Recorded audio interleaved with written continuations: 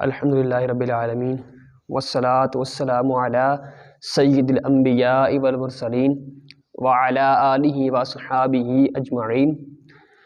ان اللہ وملائکتہ یصلون علی النبی یا ایہا الذین آمنوا صلوا علیہ وسلموا تسلیما۔ الصلاة والسلام علیک یا سیدی یا رسول اللہ وعلی آلک وصحابک یا سیدی یا حبیب اللہ۔ الصلاة والسلام علیک یا سیدی یا خاتم المعصومین وعلی آلک واصحابک یا خاتم النبیین۔ محترم حاضرین و ناظرین، ہم وضو کی سنتوں کے متعلق پڑھ رہے تھے۔ ہم نے درس شروع کیا ہوا ہے بہار شریعت۔ ہم وضو کی سنتوں کے بارے میں پڑھ رہے تھے۔ مسئلہ یہ ہے کہ مسواک داہنے ہاتھ سے کرے اور اس طرح ہاتھ میں لے کہ چھنگلیاں مسواک کے نیچے اور بیچ کی 3 انگلیاں اور انگوٹھا بیچ کی 3 انگلیاں اوپر ہوں اور انگوٹھا سرے کے نیچے ہو۔ یعنی اس طرح یہ جو چھنگلیاں ہے نیچے ہو، یہ 3 انگلیاں اوپر ہوں اور یہ انگوٹھا جو ہے وہ نیچے ہو سرے کے نیچے۔ دانتوں کی چوڑائی میں مسواک کرے، لمبائی میں اور چت لیٹ کر مسواک نہ کرے۔ پہلے دائیں جانب کے اوپر کے دانت مانجھے، پھر بائیں جانب کے اوپر کے دانت، پھر داہنی جانب کے نیچے کے دانت، پھر بائیں جانب کے نیچے کے دانت۔ یعنی پہلے مسواک کرتے وقت پہلے دائیں جانب کے اوپر والے دانتوں کو صاف کرے، پھر بائیں جانب کے اوپر والوں کو صاف کرے، پھر دائیں جانب کے نیچے والوں کو صاف کرے دانتوں کو، پھر بائیں جانب کے نیچے والوں کو صاف کرے۔ جب مسواک کرنا ہو تو اسے دھو لے، یوں ہی فارغ ہونے کے بعد دھو ڈالے اور زمین پر پڑی نہ رہنے دے بلکہ کھڑی رکھے اور ریشہ کی جانب اوپر ہو۔ یعنی جب بندہ مسواک کر لے تو مسواک کرنے کے بعد اس کو دھو لے، دھو کر کسی ایسے مقام پر رکھیں، اونچی جگہ پر رکھیں اسے، اور جہاں اس کی بے ادبی نہ ہو، اور اس کو کھڑا کر کے رکھیں، لیٹا کر نہ رکھیں، کھڑا کر کے رکھیں، اور جس جانب سے آپ نے اس کو منہ لگایا ہے یعنی ریشہ کی جانب، اس حصے کو اوپر رکھیں، اوپر کی طرف رکھیں۔ اگر مسواک نہ ہو، سنت یہ بھی ہے اگر مسواک نہ ہو تو انگلی یا سنگین کپڑے سے دانت مانچھے۔ یوں ہی اگر دانت نہ ہو تو انگلی یا کپڑے پر کپڑا مسوڑوں پر پھیر لے۔ یعنی مسواک اگر نہ ہو، وضو کرتے وقت بندے کے پاس مسواک میسر نہیں ہے تو اپنی انگلی دائیں ہاتھ کی وہ پھیر لے دانتوں کے اوپر، یا کوئی سنگین کپڑا ہے، کھردرا کپڑا ہے تو وہ دانتوں پر پھیر لے، یا یوں ہی اگر کسی بندے کے دانت نہیں ہیں بوڑھا ہونے کی بنا پر تو اس کے لیے اب یہ ہے کہ وہ مسوڑوں پر اپنی انگلی پھیر لے۔ مسواک نماز کے لیے سنت نہیں بلکہ وضو کے لیے ہے، تو جو ایک وضو سے چند نمازیں پڑھے اسے ہر نماز کے لیے مسواک کا مطالبہ نہیں جب تک تغیر رائحہ نہ ہو گیا، ورنہ اس کے دفع کے لیے مستقل سنت ہے۔ البتہ اگر وضو میں مسواک نہ کی تھی تو اب نماز کے وقت کر سکتا ہے۔ یعنی یہ بہت اہم مسئلہ ہے کہ بعض لوگ کہتے ہیں کہ مسواک نماز کے لیے سنت ہے، حالانکہ نماز کے لیے مسواک سنت نہیں ہے بلکہ وضو کے لیے مسواک سنت ہے۔ مسواک وضو کے لیے سنت ہے، اور جو بندہ ایک وضو کے ساتھ چند نمازیں پڑھ لیں اور اس نے ایک بار وضو کرنے کے ساتھ ایک دفعہ مسواک بھی کر لی تھی تو اب شریعت کے اندر اسے بار بار مطالبہ نہیں کیا جائے گا مسواک کرنے کا۔ وہ ایک بار وضو کر لے، مسواک بھی کر لے وضو سے پہلے، اور جتنی نمازیں چاہے پڑھ سکتا ہے اس کے ساتھ۔ اور جب تک تغیر رائحہ نہ ہو گیا، یعنی جب تک کہ اس کے منہ کے اندر بدبو نہ پیدا ہو گئی ہو، یعنی اگر منہ کے اندر بدبو پیدا ہو گئی ہے، اب وہ جاتی نہیں ہے تو مسواک کرنے سے ہی جاتی ہے کچھ وقت کے لیے، تو اب اس کے لیے مستقل طور پر سنت بن چکا ہے یہ چیز کہ وہ مسواک کر کے ہی نماز پڑھے۔ البتہ اگر وضو میں مسواک نہ کی تھی تو اب نماز کے وقت کر سکتا ہے. یعنی اگر کسی بندے نے وضو کرتے وقت مسواک کرنا بھول گیا یا یاد نہ رہا، تو اب اگر نماز کے وقت اسے یاد آیا ہے کہ میں نے مسواک نہیں کی، تو وہ ثواب پانے کی خاطر، ثواب پانے کے لیے اگر مسواک کر لیتا ہے اس میں کوئی شرعاً مذائقہ نہیں. پھر فرمایا کہ 3 چلو میں پانی 3 کلیاں کرے، 3 چلو پانی سے 3 کلیاں کرے کہ ہر بار منہ کے ہر پرزے پر پانی بہہ جائے. یہ یاد رکھنا کہ یہ سنت طریقہ بیان ہو رہا ہے وضو کرنے کا، فرض طریقہ نہیں ہے.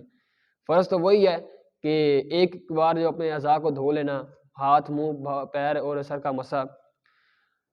3 چلو پانی سے 3 کلیاں کرے اور ہر بار منہ کے ہر پرزے پر پانی بہہ جائے، اور روزہ دار نہ ہو تو گرگرا بھی کرے. پھر 3 چلو سے 3 بار ناک میں پانی چڑھائے اور جہاں تک نرم گوشت ہوتا ہے ہر بار اس پر پانی بہہ جائے، اور روزہ دار نہ ہو تو ناک کی جڑ تک پانی پہنچائے، اور یہ دونوں کام داہنے ہاتھ سے کرے. پھر بائیں ہاتھ سے ناک صاف کرے.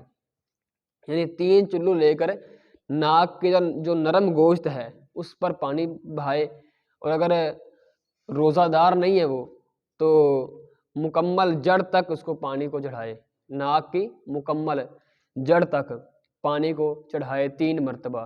اور یہ داہنے ہاتھ سے پانی کو چڑھائے گا، بائیں ہاتھ سے نہیں، اور بائیں ہاتھ کی چھنگلیاں سے وہ ناک کو صاف کرے.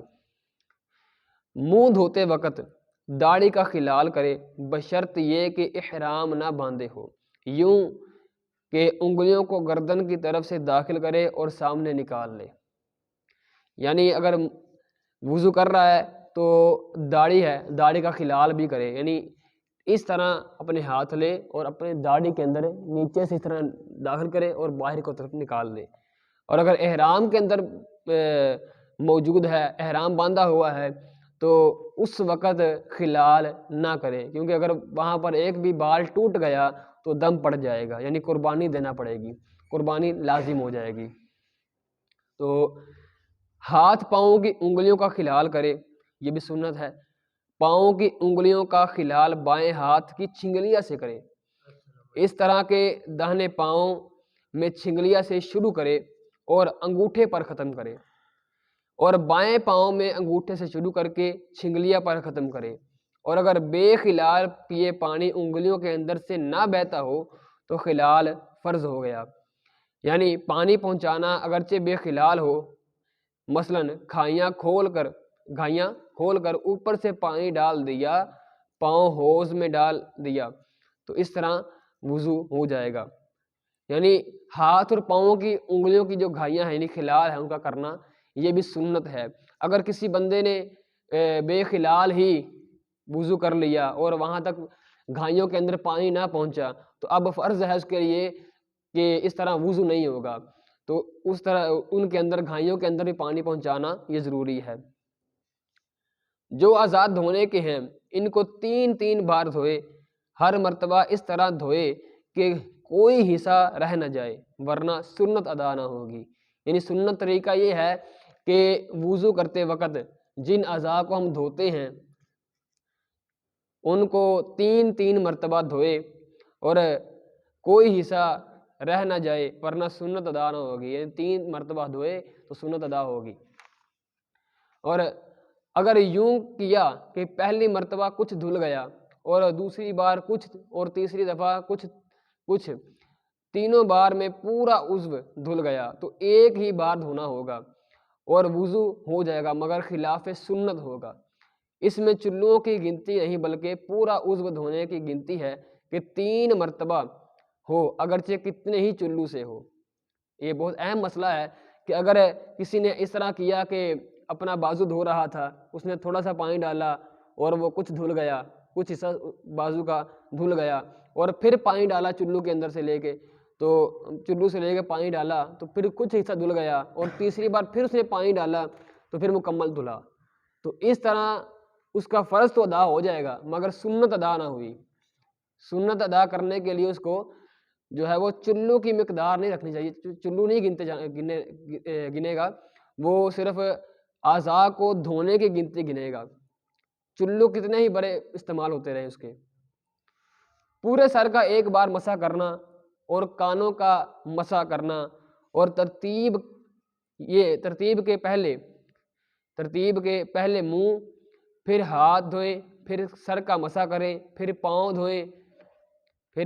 اگر خلاف ترتیب وضو کیا یا کوئی سنت اور چھوڑ گیا تو وضو ہو جائے گا، مگر ایک آدھ دفعہ ایسا کرنا برا ہے، اور ترک سنت مؤکدہ کی عادت ڈال لی تو گناہ گار ہے۔ اور داڑھی کے جو بال منہ کے دائرے سے نیچے ہیں ان کا مسح سنت ہے اور دھونا مستحب، اور اعضاء کو اس طرح دھونا کہ پہلے والا عضو سوکھنے نہ پائے۔ اب یہ بھی بہت اہم مسئلہ ہے کہ پورے سر کا ایک بار مسح کرنا یہ، اور کانوں کا مسح کرنا، اور اسی طرح وضو کے اندر ترتیب کے ساتھ ہر اعضاء کو دھونا، ہر عضو کو ترتیب کے ساتھ دھونا، یعنی پہلے منہ دھونا ہے، پھر ہاتھ، پھر جو ہے وہ کونیاں تک ہاتھ دھونے ہیں، پھر سر کا مسح ہے، پھر پاؤں دھونے ہیں۔ اس طرح اگر کسی نے وضو تو کیا مگر ترتیب کے خلاف کیا، یعنی پہلے اس نے کونیاں تک ہاتھوں کو دھو لیا، پھر اس نے مسح کر لیا، پھر اس نے منہ دھو لیا، پھر اس نے پاؤں دھوئے، تو فقہا فرماتے ہیں کہ اس کا وضو ہو جائے گا، وضو تو اس کا ہو جائے گا مگر خلاف سنت ہوگا، سنت کے خلاف ہوگا، اور سنت کا خلاف نہیں کرنا چاہیے۔ یعنی اگر اس بندے نے ایک آدھ مرتبہ اس طرح کیا ہے تو یہ کرنا برا ہے اس کا، اور اگر اس نے اپنی عادت کر لی ہے، یعنی وہ طریقہ اپنا ہی لیا ہے، تو اس طرح وہ گناہ گار ہوگا، کیونکہ یہ سنت مؤکدہ ہے، یہ ترتیب کا لحاظ رکھنا سنت مؤکدہ ہے وضو کے اندر۔ اور داڑھی کے جو بال منہ کے دائرے سے نیچے ہوں ان کا جو مسح ہے وہ کرنا سنت ہے، اگر ان کو دھونا ہے تو یہ مستحب بھی ہے۔ اور اعضاء کو اس طرح دھونا کہ پہلے والا عضو سوکھنے نہ پائے، یعنی ترتیب اس طرح رکھا جائے گی کہ ہر عضو کو دھوتے وقت یہ بھی خیال رکھے کہ دھونے کے وقت جو پہلا عضو دھویا ہے اس کے دھونے کے بعد دوسرا عضو دھویا ہے تو پہلے والا عضو سوکھنے سے پہلے دوسرا عضو جو ہے وہ دھونا ہوگا۔ اللہ پاک ہمیں عمل کرنے کی توفیق عطا فرمائے، آمین بجاہ النبی الامین صلی اللہ تعالی علیہ وآلہ وسلم۔